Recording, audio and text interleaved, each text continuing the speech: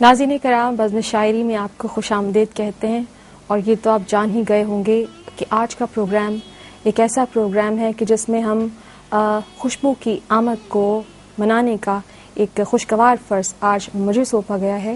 خوشبو کہ جس کا جنم 24 نومبر 1952 کو ہوا اور اس نے شبنم شبنم آنکھوں سے اپنے ہونے کا اعلان کیا۔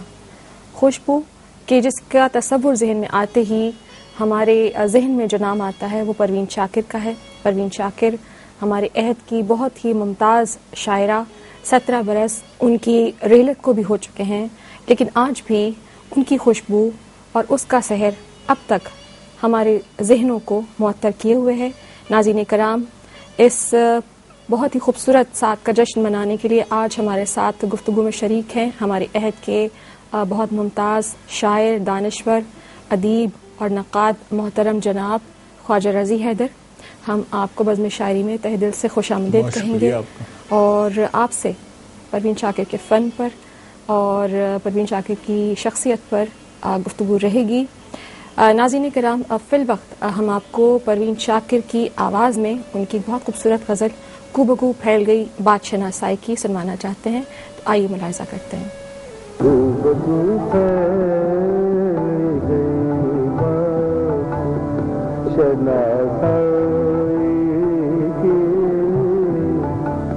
اس نے خوشبو کی طرح میری پذیرائی کی،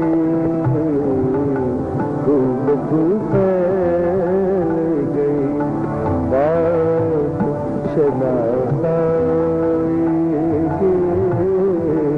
کیسے کہہ دوں کہ مجھے چھوڑ دیا ہے اس نے، کیسے کہہ دوں کہ مجھے چھوڑ دیا ہے اس نے، بات تو سچ ہے مگر بات ہے رسوائی۔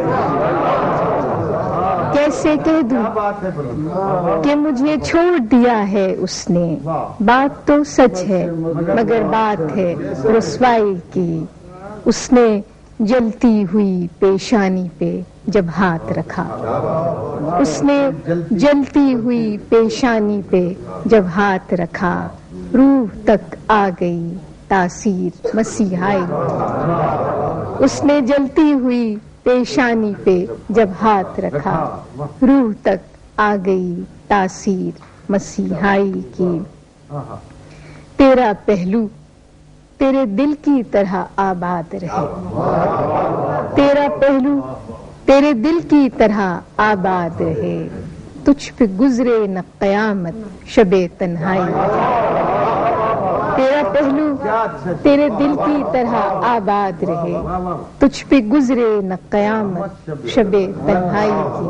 اور آخری شعر ہے کہ وہ کہیں بھی گیا لوٹا تو میرے پاس آیا، وہ کہیں بھی گیا لوٹا تو میرے پاس آیا، بس یہی بات ہے اچھی میرے ہر جائے۔ ناظرین کرام، پروین شاکر کو آپ نے ملاحظہ کیا۔ پروین شاکر کہ جو ہمارے عہد کی ایک بہت ہی ممتاز اور عہد ساز شاعرہ ہیں۔ ناظرین کرام، میں یہ چاہتی ہوں کہ پروین شاکر کی کچھ نظمیں آپ کی خدمت میں پیش کروں، تو خواجہ صاحب آپ کی اجازت ہے؟ ایک بڑی خوبصورت نظم ہے صدبرگ میں، ہاں ابھی دعائے نور پڑھی جا سکتی ہے، ہاں ابھی دعائے نور پڑھی جا سکتی ہے، رد بلا کے اسم اپنی تاثیروں سے منافق نہیں ہوئے، حرف دعا میں آس کی لو تابندہ ہے، ٹوٹنے والی سانسوں کا اقتار کسی اندیکھے مسیحا کے ہاتھوں میں جھول رہا ہے، دو دشمن دنیاؤں کے مابین زمین بے ملکیت کی حد پر کوئی خزانوں جیسا ذہن رہ رہ کر کچھ بھول رہا ہے، آنکھوں پر اس لمحہ آخر کی سیال جو پہلی جھلی چڑھنے لگی ہے، جس کو چھونے سے سورج کے ہاتھ بھی برف کے ہو جائیں گے، آنے والوں کی صورت کجلانے لگی ہے، پھر بھی آنکھیں ہیں کہ دروازے سے لگی ہیں، کوئی نجات دہندہ شاف روز قیامت، کوئی سب باتوں کا جاننے والا میرے علیم و خبیر، کوئی معجزے والا ہاتھ اے موسیٰ کے خدا، کوئی جلانے والی سانس اے رب عیسیٰ، کوئی محبت والی آنکھ اے محبوب محمد.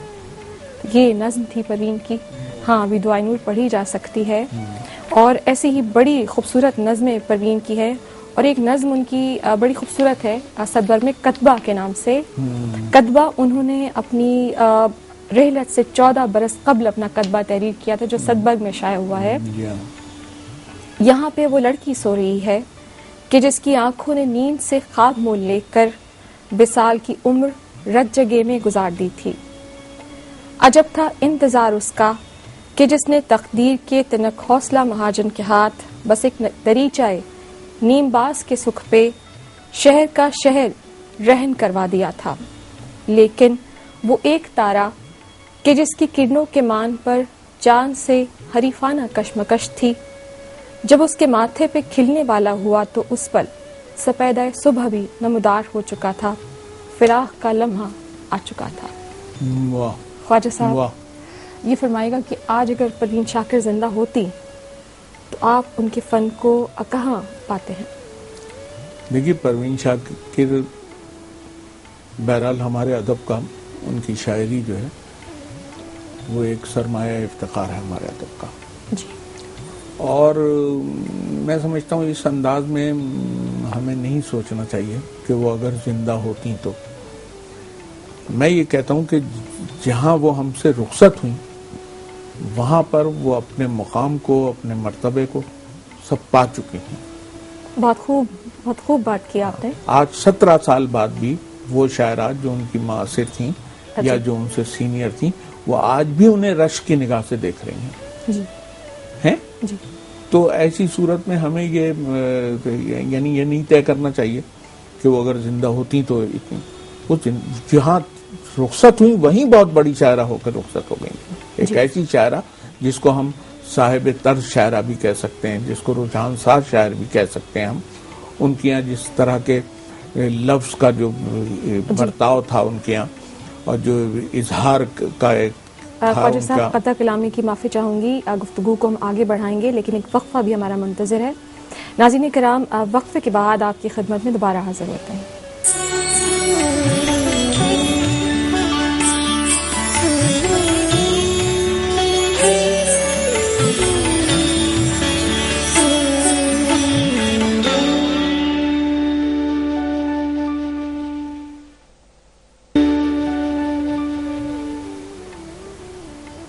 ناظرین کرام وقفے کے بعد آپ کی خدمت میں حاضر ہیں اور میں چاہوں گی اپنے محترم مہمان سے کہ وہ گفتگو کو آگے بڑھائیں جو کہ ہم بات کر رہے تھے وقفے پہ جانے سے پہلے.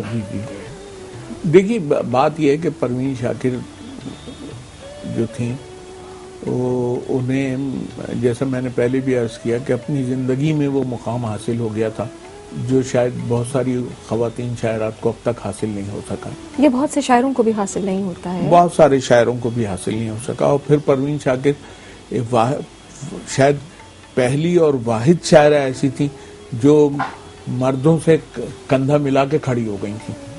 جی. جبکہ ایسا ہوتا نہیں ہے. شاعرات جو ہیں وہ ہمیشہ ان کے وہ سہمی ہوئی اور ڈری ہوئی رہتی ہیں تو بہت زیادہ اپنے آپ کو شاید اس حوالے سے ایکسپوز نہیں کر پاتی ہیں. لیکن پروین شاکر نے ایک جرأت مند خاتون کی طرح سے، ایک جرأت مند شاعرہ کی طرح سے وہ تمام موضوعات جو کسی عورت کو خائف کر سکتے تھے، خوفزدہ کر سکتے تھے، ان سب کو نہ صرف بڑھتا بلکہ ان کو ایک بہتر شاعری کے طور پر ہمارے سامنے پیش کیا. یہ اس پروین شاعرہ کا بہت بڑا ایک میں سمجھتا ہوں اعزاز ہے اردو